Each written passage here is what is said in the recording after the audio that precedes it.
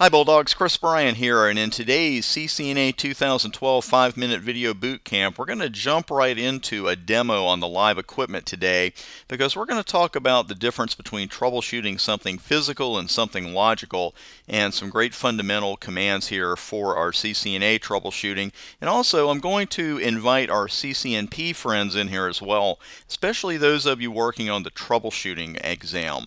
Because one thing we just tend to do as network admins is lean toward the more complicated solution. And so often with troubleshooting, the entire issue is very simple and it's right in front of us. It can get complicated at times, I certainly would never debate that, but it's the simplest things that are causing the issue to begin with, and that's why we always start troubleshooting at the physical layer of the OSI model. Basically, it comes back to the question, is this thing plugged in?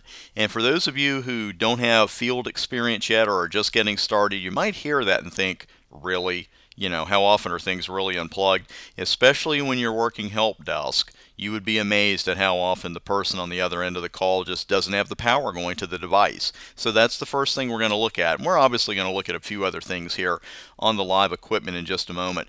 But part of troubleshooting, especially with Cisco, is determining whether you're dealing with an actual physical issue or a logical problem. And let's go ahead and call the live equipment up here. I have a diagram for this one because what we're working with is a direct connection between routers 1 and 3. And we're working on the serial 1 interface on each router. Now I've called serial 0 up here on router 1 to show you, of course, this is the desired result. This is what we want at the end of the day. And we're actually talking about two different things here. And this is something no one explained to me when I started, so I really like to make it clear for everybody who's just getting started in their studies.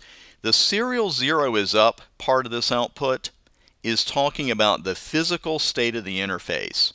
The line protocol, we're talking about the logical state of the interface. So that's why we've got to draw a clear line here, because we're going to see a couple things that could cause a physical issue here in just a moment, but we're definitely going to talk about some things, excuse me with that could cause a line protocol issue, because that's the logical side of the connection.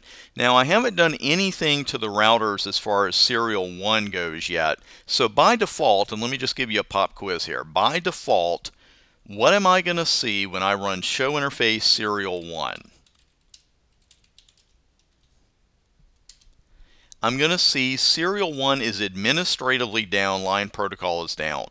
And this is the key word here, administratively. It sounds kind of Microsofty, right? Ooh, administration.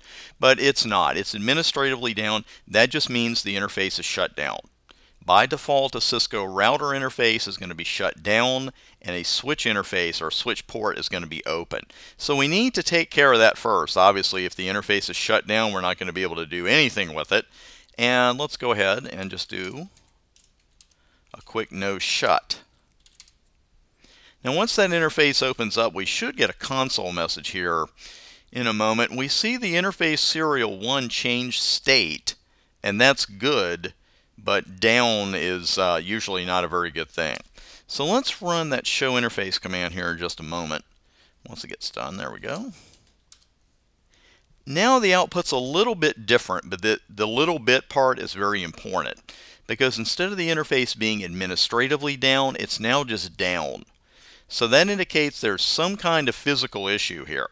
And until we resolve the physical issue, the line protocol can never come up. One thing you will never see on a router or a switch is serial 1 is down, line protocol is up. That literally can't happen. So if you see it on an exam, you know that's a wrong answer.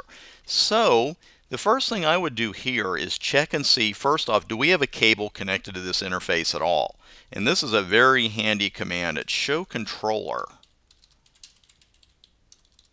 I think. See if you spell it right, that's going to work a lot better.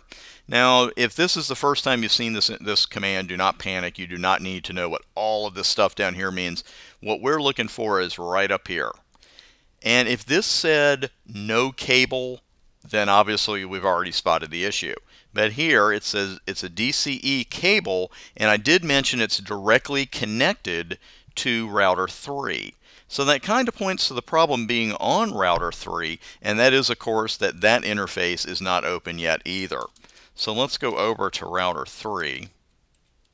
And we'll do a show interface serial 1. And we see what we thought we'd see, administratively down. So we'll just open the interface. And let's see what happens. We got a config message, serial 1 change state to up. That's great. And we got a line protocol on interface, serial 1 change state to up. So everything just looks absolutely fantastic. And we see up and up. Serial 1 is up, line protocol is up. Now, I would give you a bit of a warning here. Whenever you do something to a router that brings a line protocol up, you need to stick around for at least 1 minute and make sure it stays up, because you see what happened just as I started talking about it. The line protocol went down. And you can see by the timestamp here, the line protocol came up at 1757, went down at 1820, so it's about 23 seconds there. And let's run show interface serial 1 again and see what's up there. And now we're getting something you see fairly often, especially when you're studying for your exams. Serial 1 is up, line protocol is down. So what that means is that physically everything is fine, when you see up. So physically everything's fine, but there's a logical problem. And from your studies, that can be a couple of different things. With frame relay, we've got the LMIs we've got to be concerned about. But here we're not running frame relay, because we're still running the default encapsulation of HDLC. So the issue here, as you've probably already nailed it, is that one of the devices needs to give clock rate to the other when we have directly connected serial interfaces. Now we know that this side, that router 1, and I know we're on 3, give me a sec here. We know that router 1 was the DCE end of the cable, and we see that router 3 here is the DTE end. Which end do I need to put this clock rate on? Let's try putting it on the DTE end.